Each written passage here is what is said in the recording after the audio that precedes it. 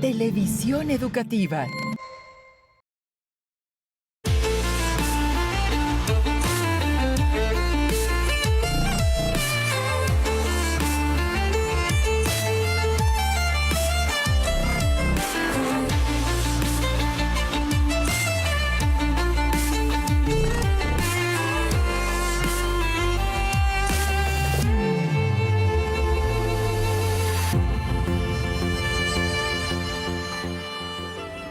Nunca se hubiera pensado que una serie animada que exhibe lo mejor y lo peor de la sociedad norteamericana duraría más de 30 años, generaría más de 2.500 millones de dólares, se vería en 66 países y sería considerado el mejor programa del siglo XX según la revista Time. Esto resume Los Simpsons, una sátira que retrata una familia disfuncional y de clase media en cuya casa se concentran males y vicios: el padre ausente, el televisor tótem, la falta de comunicación, envidia y recelo entre padres e hijos, pero en el fondo, dice el señor Petlis, de la Universidad de Buenos Aires, es un modelo familiar conservador. Es eso que nunca se rompe, ese último refugio que mantiene a todos en cada uno de sus miserias y en sus problemas, pues todo se termina recuperando. En Cuenta Conmigo hablaremos sobre Los Simpson, sátira, cultura popular y poder suave, publicación de María Cristina Rosas, doctora en Ciencias Políticas de la UNAM.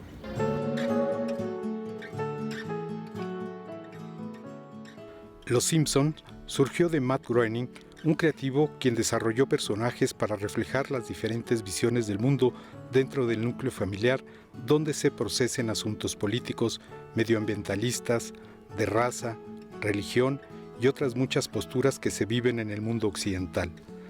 En Los Simpson, sus personajes están más acostumbrados a dispararse látigos de cinismo que a dedicarse frases amables, convencidos de que el sarcasmo es seductor, y así los asuntos de índole común en la sociedad se ventilan sin ningún remilgo, la voracidad del empresario por ganar dinero a costa de lo que sea, ser víctimas de un gobierno municipal corrupto, pero con capacidad para organizarse y reaccionar, el desarrollo bélico de los Bush, el conservadurismo del americano medio, el dogma autoritario de la Iglesia.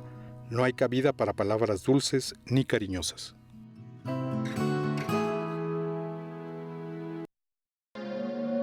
Y para hablarnos precisamente de este libro, que es un libro de lectura muy recomendable, pues estamos con su autora, la doctora María Cristina Rosas. Gracias, María Cristina, por recibirnos en tu casa. Un gusto, Javier, qué gusto que estén por acá. ¿Cómo nació la idea de llamar la atención, de ponerte a estudiar sobre Los Simpson? Porque no es una mirada superficial, sino bastante bien elaborada. Es una mirada académica y es un libro que me tomó hacer 10 años. Bueno, la historia empieza con el tema de que yo soy fan de la serie. Yo tuve la oportunidad de ver Los Simpson cuando eran cortos animados en el 87. Me llamaron la atención, muy mordaces. Me llamó también la atención el tipo de narrativa que ellos usan, que es la sátira. No es común ver sátira en animación, o no era común antes de Los Simpson. La sátira pues, es un recurso sobre todo literario, Aristófanes, Molière, en fin. Pero eso me capturó. Me capturó también la tosquedad, lo burdo que eran los caracteres, muy feos, bastante feos. Poco a poco los han ido refinando. Incluso el color mismo de las caricaturas, ¿no? Sí, es deslumbrante, amarillo. Que alguna televisora no compró los derechos precisamente porque si en esos monos amarillos están muy feos. Sí, efectivamente. Y se han de haber arrepentido. Y se arrepintieron, creo que toda la vida, y se siguen arrepintiendo. Pero el hecho es que yo los vi. Y eso fue en 87 y en 89 me entero de que la Fox decide crear una serie con estos personajes, una serie ya en horario prime time, en horario estelar, todos los domingos a las 8 de la noche, que es el mejor horario en ese tiempo, pues la oferta televisiva en ese horario para el rango de edad es de 18 a 49 años, que es normalmente en mercadotecnia el rango al que se busca llegar porque es el que más consume y demás, pues era el show de Bill Cosby. Era la única oferta televisiva y llegan Los Simpson y arrasan, obviamente. Gustaron mucho, gustó la novedad, de tener una serie animada satírica que hace una sátira de la familia nuclear estadounidense, de la familia de los años 50, de los años 60. La familia nuclear en Estados Unidos no es como la familia Muégano de México. La familia nuclear son papá, mamá, hijitos, mascotas y ya. Esa es la familia nuclear. El abuelo vive en un asilo, lo mandaron al asilo. Claro.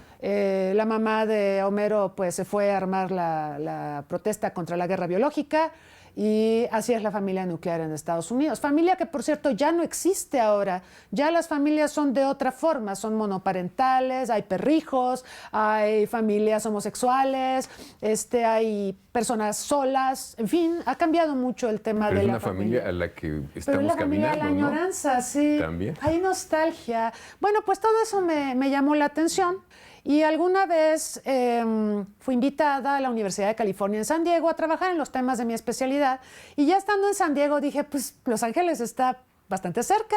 ¿Por qué no tratar de contactar a Matt Groening y a los creadores de Los Simpson, que además como fan era uno de mis sueños? Así que lo que hice fue enviar muchos correos electrónicos, decenas, cientos de correos electrónicos. Nadie me contestaba.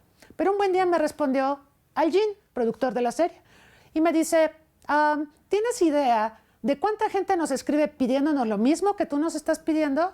Entonces le contesto, quiero hacer un libro. Y me contesta, ¿tienes idea de cuántos libros se han hecho en Estados Unidos sobre Los Simpson desde el ámbito académico? Pero mi libro va a ser diferente, porque mi libro va a ser hecho en México con una visión desde una mexicana y académico. Y dice, eso me interesa. Muy bien, entonces vamos a ponernos a platicar. Entonces ya concertamos que yo viajara en mayo. Los Simpson tardan un año en hacerse cada episodio. Entonces la dinámica es ¿Un más... año por episodio? Un año por episodio, claro, sí. Es producción en serio. Cuesta $5 millones cada episodio. El proceso es como sigue. Entre marzo y abril se reúne Groening con los guionistas, productores, con Al Jean entre ellos, y llegan a un acuerdo sobre contenidos de la próxima temporada. Después de eso, empiezan a armar los capítulos.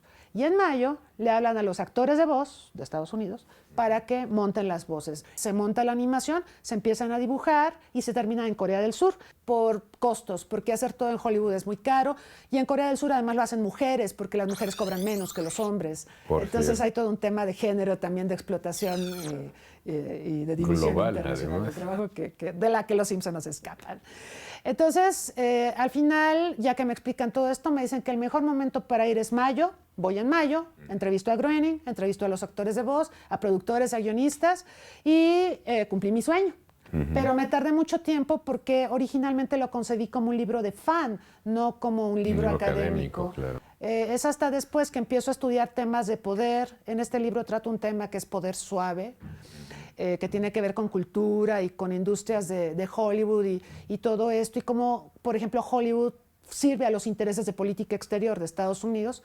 Eso yo lo empecé a estudiar más y fue finalmente que llego a armar este libro en las condiciones y con las características que tiene en la actualidad. ¿Y este poder suave cómo va permeando en la serie? Tú has visto toda la serie, ¿no? Toda la serie. ¿Se ha modificado, veces. se ha reforzado en algunas zonas? Pues hablando del poder suave de Los Simpson es muy impresionante porque la serie es estadounidense, como muchos productos de Hollywood, pero se consume en todo el mundo. Hay varias formas de consumir Los Simpson en todo el mundo. Sí, exacto, y en muchos idiomas. Se puede consumir subtitulada. Hay países como los escandinavos donde se fomenta mucho el subtitulaje para que los chicos aprendan idiomas. Y hay otra forma de consumirlo que es el doblaje. Y el doblaje es por distintas razones. Por ejemplo, en España, Italia y Francia se dobla por nacionalismo, porque se quiere que todas las series extranjeras generen empleos en los países. Entonces se genera por nacionalismo el doblaje. Y acá en América Latina y el Caribe lo tenemos que reconocer, se dobla por analfabetismo, por flojera también de leer subtítulos. Mucha gente prefiere el doblaje, que es muy bueno. El que se hace en México realmente es de enorme calidad, de los mejores que se hacen en toda Iberoamérica. Y acá, por ejemplo, en México lo que hicimos fue tropicalizar a Los Simpson. Ahí el doblaje mexicano fue extraordinario. El trabajo de Humberto Vélez, que prologa este libro, fue formidable porque se tropicaliza a los usos y costumbres de América Latina. Y entonces, por ejemplo, Homero en inglés dice muchas cosas que serían intraducibles en español. Pero pues Humberto, en los 15 años que dobló a Homero, él tropicalizó, ajustó, adaptó y en lugar de algo que era ininteligible en inglés, él introduce el anda la osa o me quiero volver chango, que es comiquísimo y que es una forma de adaptar a las audiencias mexicanas y latinoamericanas, ¿no?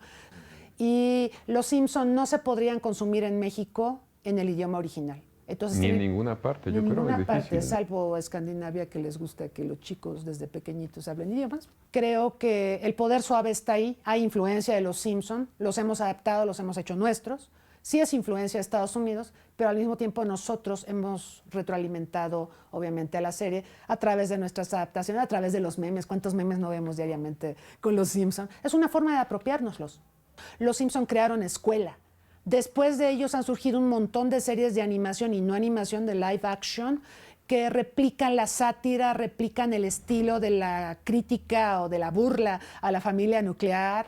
Malcolm in the Middle, Padre de Familia, los mismos South Park. Hay un montón de series que han replicado esto de Los Simpson, el estilo de Los Simpson, sin llegar a ser Los Simpson. Eso sería muy importante marcarlo. Totalmente. ¿Y cómo ha sobrevivido con tanta competencia? Exacto. Los Simpsons son una franquicia evaluada en $13,000 millones. Es 10 años el presupuesto de la Secretaría de Cultura de México. Por ejemplo. Hay un grupo de seguidores fieles de Los Simpson y las nuevas generaciones los consumen de otra forma, porque Los Simpson era un producto para televisión, Y ahora tenemos transitan en red, streaming. claro. Pero pudieron dar el salto.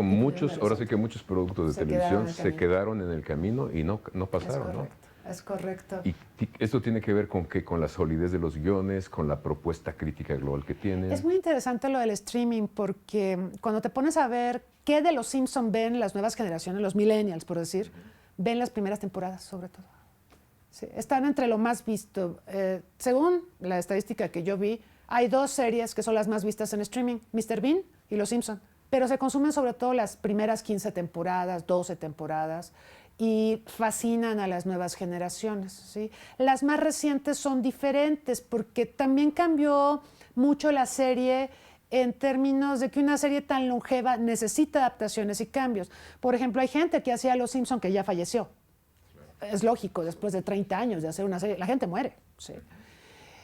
También cambiaron los guionistas. Muchos guionistas que trabajaron en el diseño de Los Simpson originalmente ahora trabajan para Disney. Por ejemplo, Brad Bird, que fue uno de quienes fundaron Los Simpson con Matt Groening, fue el que hizo Ratatouille o el que hizo Los Increíbles, ¿no? Entonces, digamos, mucha gente que empezó haciendo Los Simpson ha sido como que capital creativo para otra serie de productos del entretenimiento. Mucha gente que trabajó en Los Simpson, por ejemplo, hizo esta serie maravillosa que acaba de terminar. ¡Ay, se me va el nombre! La de Bazinga. The Big Bang, The Big Bang Theory. Era gente de Los Simpson. Entonces, si te pones a pensar, la gente que hizo Los Simpson eran muy creativos, son muy creativos y han dado lugar a otras series de mucho éxito y han retroalimentado a Hollywood. Pero esa gente se fue de Los Simpson. ¿Y quién llegó a Los Simpson? Gente que sobre todo hace televisión o que está más vinculada a streaming y no son como aquellos guionistas pioneros de Los Simpson que eran científicos, astrónomos, físicos nucleares. ¿Eran los primeros guionistas? Esos eran los guionistas, científicos. Yo me sorprendí. Yo también me sorprendo con este dato que nos das. Sí, porque uno tiene una idea diferente de esa zona de la academia, ¿no? No, impresionante. Y yo cuando los conocí me dice, soy fulanito de tal y mi especialidad es la astronomía. Yo dije, qué bonito. Bueno, pero es parte también de la oferta de esta serie, ¿no? Sí. Que tienen muchos guiños a distintas áreas del conocimiento, del interés. Y muy certero. Las referencias científicas en Los Simpsons son verídicas, todas, porque las hacen científicos. Claro. Es impresionante. O sea, hay una cosa de verisimilitud importante entonces que te atrapa. Cuando la conoces, el que tiene, digamos, ese conocimiento la consume con más gusto y los que no lo tenemos nos asomamos a ese mundo que no conocemos mucho. Me llama la atención también que incluyen muchos temas de preocupación, de tendencias, la cuestión vegana, claro, la cuestión política. Hay personajes políticos del mundo que han aparecido también en esa serie. Y los políticos que han aparecido en su inmensa mayoría, aparecen ellos con sus voces. Y se ha convertido como en una suerte, no sé si de cliché o de estatus, que para que seas considerada una celebridad tienes que aparecer en Los Simpson. No, ya si apareces ahí, ya parece que ya la hiciste. Sí, es cierto. Sí, sí, sí, Lady Gaga, todos los Beatles que sobrevivieron, digo, obviamente John Lennon no, porque los Simpsons son posteriores, pero todos ellos aparecieron, Mick Jagger, cualquier cantidad de celebridades en las que podamos pensar, del mundo de Hollywood, del mundo del entretenimiento o del mundo político, han estado ahí. Tony Blair, por ejemplo. Tony Blair. Digamos, la tipología de la familia, son personajes tipo cada uno. Y aunque no representan, como tú dices, a las familias del mundo, tal vez las familias en el mundo quieren asemejarse a ese tipo de familia, ¿no? Yo siento que ahora estamos en épocas donde estamos muy solos, en donde no hay, digamos, convivencia social, todos tenemos miedo por la inseguridad, estamos frente al teléfono, frente a la computadora, estamos muy aislados y hay una añoranza por tener el contacto que la familia nuclear alguna vez produjo. Aunque fuera disfuncional. Aunque fuera disfuncional, aunque sea disfuncional. Nos da risa, pero también nos encanta ver eso. Hay un personaje importante también en la serie que es este empresario, el señor Burns, que es una crítica brutal al hacedor de dinero a costa de lo que sea. Capitalismo más cruento, sí. Y es una crítica durísima en una sociedad como la americana, ¿no?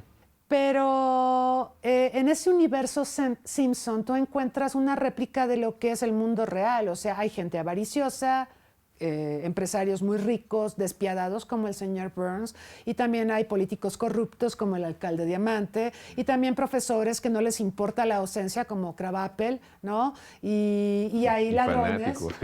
Sí, exacto. Ladrones como Serpiente y niños genio que son incomprendidos como Lisa.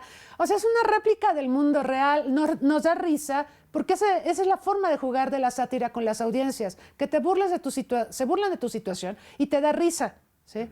Pero es una burla planteada en términos muy inteligentes para que la gente no se sienta ofendida. Así funciona la sátira. Es una serie que en cada episodio, o incluso en Los Simpson la película es circular. Tenemos una situación que se plantea en el inicio, viene el caos y todo lo demás se desarrolla para que regresemos al punto de origen, ¿sí? No plantea en modo alguno, Lisa será la más brillante y será vegana y será budista y se rebelará contra las injusticias, pero todo se calma cuando le dan su pony. Marge es una mujer frustrada porque ella ya estaba inscrita en la universidad, se embaraza y bueno, tiene que cuidar de la familia y desempeña un rol que nosotros consideramos como tradicional para las mujeres. Que ese es un tema en la serie. Ser mujer en Los Simpson es la cosa más terrible del mundo, porque todas son frustradas, las hermanas de Marge, la maestra de Bart, la esposa del reverendo, la esposa de Flanders, todas son mujeres terriblemente frustradas. Lisa, otro caso, terriblemente frustrada, la mamá de Homero, lo cual refleja que quienes hacen Los Simpson reproducen muchos roles que tradicionalmente vemos en este mundo en que vivimos, ¿no? Entonces, siento que la serie es conservadora, no hay mujeres que prosperen o que sean brillantes en Los Simpson porque pues, hay, digamos, una situación político-social en el mundo que impide eso y la serie lo refleja perfectamente. Homero es bastante tonto, pero ya fue al espacio y ya ha hecho un montón de proezas, pero sigue siendo tonto, ¿sí? Él nunca cambió. Cuando le quitaron el crayón que tenía en el cerebro y se hizo inteligente, prefirió regresar a ser tonto porque era feliz siendo tonto y era muy infeliz siendo inteligente. ¿Cómo recibieron tus entrevistados el libro, sabes? Muy bien. ¿Sí? Muy bien. Sí, hay un capítulo final que se llama Los Simpson en México, donde yo recuperé lo del doblaje que se hace en nuestro país para toda América Latina y el Caribe.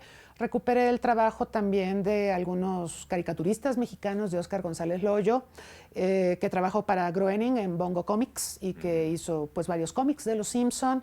Y recupero también el tema de las televisoras, de cuando una televisora finalmente compró los derechos, pero después no le gustó al dueño de la televisora y la otra televisora se queda con Los Simpson y gracias a eso se puede privatizar en condiciones muy óptimas. Toda esa parte de la historia está contenida ahí, pero los patrocinadores de este libro, que incluyen a la Universidad de Columbia en Nueva York y a la Universidad Nacional de Australia, donde Los Simpsons son un hit, yo creo que es el país que más los ama. ¿En Australia? En Australia, donde también Los Simpsons fueron y se burlaron terriblemente de Australia. Fue muy ofensivo ese episodio. Si yo fuera australiana estaría muy ofendida, pero a ellos les encanta. Entonces ellos me pidieron cambiar ese capítulo e incluir un capítulo que se trate, por ejemplo, de Los Simpsons en Australia, ¿sí? o traducir el libro al inglés y, bueno, incluir modificaciones a este último capítulo. Yo estoy negociando eso porque a mí me parece que el libro sería muy rico para aumentar la bibliografía que hay en Estados Unidos, pero donde Estados Unidos sería bueno que conociera cómo se consumen sus productos. Este libro te habla de cómo se consumen los Simpson en México, en América Latina y en otras partes del mundo. Creo que eso enriquecería el debate porque los estadounidenses son muy aldeanos, ellos se creen el centro del universo, ellos creen que hacen su producto y que conquista fácilmente los mercados internacionales. No es cierto, en este libro se explica por qué no es cierto. Y entonces estoy en esa rebatinga, ¿sí? De que sí lo vamos a hacer en inglés, pero a mí me gustaría conservar el capítulo 5. Yo reflexionaba el éxito de Coco, por ejemplo, o de Spectre, de James Bond. Cuando toman elementos mexicanos y los utilizan en sus producciones, les va de maravilla. Todo, claro. ¿Sí? Y luego nosotros revaloramos nuestras producciones culturales porque las vemos en Hollywood. Eso es un poco triste y esa es otra reflexión que hago en el libro. Hablando de poder suave, México tiene mucho poder suave. Su cultura, su cinematografía, su gastronomía, su música, su viticultura, en fin, tiene muchos elementos de poder suave que no está usando apropiadamente. ¿Por qué no los usamos? Tenemos tanto. Tenemos tanto, pero no hay una estrategia, digamos, de empoderar a México en el tema del poder suave. Mira, no somos la superpotencia militar, no lo vamos a hacer. Pero es la situación de gran parte de los países del mundo, que sin embargo utilizan mucho su poder suave. Ve lo que hace Francia con su poder suave, con su gastronomía, con su viticultura, con su cinematografía, con su idioma, con sus museos. ¿Sí? Es impresionante. Yo vería a México un poco más como Francia, que pudiéramos tener una estrategia de difusión de México, de promoción de México ante el mundo, con estos elementos que te acabo de mencionar, que no son pocos. No, y no cualquier país los tiene. Si tú piensas en Bélgica, dime qué productos culturales tienes así de manera universal. Tan solamente. ¿No?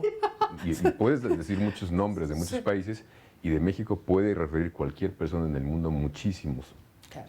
Entonces, ¿por qué si ellos lo pueden hacer, nosotros no lo hacemos? El año pasado yo vi una película maravillosa, Ana y Bruno, de Carlos Carrera, animada, que tuvo todos los problemas del mundo para exhibirse en México. Le exhibieron creo que 3 días, una semana a lo sumo, y es una gran producción animada, pero pues naturalmente que tenemos que trabajar mucho más en eso y falta la estrategia. Yo siento que a la cultura siempre se le ha considerado residual en la política nacional. Eso es muy triste. ¿A qué conclusiones muy en general llegaste con este estudio de fan de la serie y de académica? Bueno, primero, como fan, que hay Simpson para rato. La serie pues está cumpliendo 30 años ahora y ya se renovó para 2 temporadas más. Por otro lado, creo que los Simpson nos dejan la enorme enseñanza de que un producto cultural debidamente elaborado y promocionado puede converger con los intereses de política exterior de un país, en este caso de Estados Unidos. Estados Unidos, a través de los Simpson, nos coopta, nos manda muchos mensajes, señales y también nos induce a ciertos hábitos de consumo y a ciertas percepciones, ¿no? Sí, claro. Hábitos de consumo es básico, ¿no? Sobre todo en un país como Estados Unidos, que es un gran productor que vive de muchas eso, cosas, claro. ¿no? Del consumo. Entonces, nosotros consumimos su producto, pagamos muchos derechos por su producto. Entonces, creo que por ser tan redituable los Simpson, por eso van a continuar. 13,000 millones de dólares no es una franquicia precisamente austera. Entonces, la lógica económica marcaría que tendremos Simpson para rato, pero que hay mucho que aprender de esto. Revalorar el doblaje. Yo en el libro explico que es importante revalorar el doblaje porque por ahí andaban promocionando recientemente una ley para declarar ilegal el doblaje, que con el pretexto de que hay que promocionar al cine nacional. Yo no veo relación entre una cosa y otra. A mí me parece que los actores de doblaje es una profesión legítima. Yo creo que el doblaje es embajador de México en el mundo. Tiene un prestigio muy bien ganado, debe continuar, se debe fomentar el doblaje de buena calidad. Ahora tenemos mucha competencia en América Latina con el doblaje mexicano y hay en Argentina y en Colombia, en Venezuela. Pero el español más neutro creo que es el mexicano y el colombiano, ¿no? Y la experiencia nuestra, que es de décadas y hecha por profesionales de la actuación. Entonces, eso hay que revalorarlo y revalorar nuestro poder suave sería la otra conclusión. Ver lo que se puede hacer con la cultura, la permanencia de la cultura al paso del tiempo, y con esto me refiero a que México tiene tradiciones, zonas arqueológicas, música, la Guelaguetza, todo lo que tú quieras. Ve ahora a Yalitza cómo está promocionando la Guelaguetza y cómo eso nos posiciona. O sea, son ejemplos de muchas cosas que podemos hacer con cultura. Pero la cultura trasciende en las generaciones y también marca esto es lo que hace México, esto es México. A diferencia de otras cosas, a diferencia de la economía o a diferencia de la gestión política. Entonces, a mí me parece que tendríamos que valorar mucho más, aglutinar una estrategia alrededor de los elementos de poder suave que tenemos, y estoy segura de que podríamos conseguir muchas cosas del mundo con esa estrategia cultural. Pues algo más que nos quieras compartir. No, pues muchas gracias por gracias la entrevista y pues que lean el libro. Seguimos aquí. Gracias. Gracias.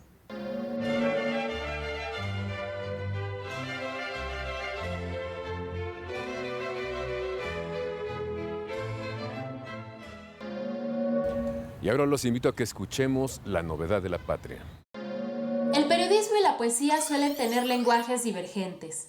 El primero está obligado a informar de manera unívoca, concreta y breve sobre aquello que incide en nuestra vida cotidiana. La segunda es multívoca. En medio de sus libertades se permite asaltarnos de pronto, deconstruir nuestras certezas, guiarnos a través de formas y sonidos para que el silencio sea un territorio cada vez más habitable. En su libro Hemeroteca, ganador del Premio Internacional de Poesía Gilberto Ogo en 2018, el poeta mexicano Raúl García Rodríguez fusionó con eficacia ambos oficios.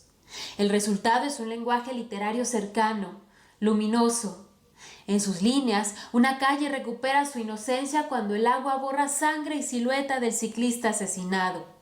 La momia de un anciano adquiere potencial de leyenda cuando sabemos de las fotos y los deseos que la acompañaban al fondo de un velero. Periódicos y revistas nacionales como la BBC, National Geographic y Nature, así como sitios nacionales e incluso locales como El Economista y El Sol de Zacatecas, proveen de encabezados a García Rodríguez, quien desde la poesía recrea el mismo hecho de otra manera, da voz a los protagonistas, a los probables testigos. Entonces, la noticia pierde su talante efímero. A partir del ritmo y de la metáfora, un instante cualquiera en un mundo donde todo se ha vuelto ordinario es capaz de trascender. Llegamos al final de Cuenta Conmigo. Les agradezco su atención y los invito a que estén este jueves, todos los jueves, a las 8 de la noche. También les recuerdo que para leer no se necesitan muchas cosas. Un buen libro a la mano, nuestra mente abierta y el espacio que prefieran.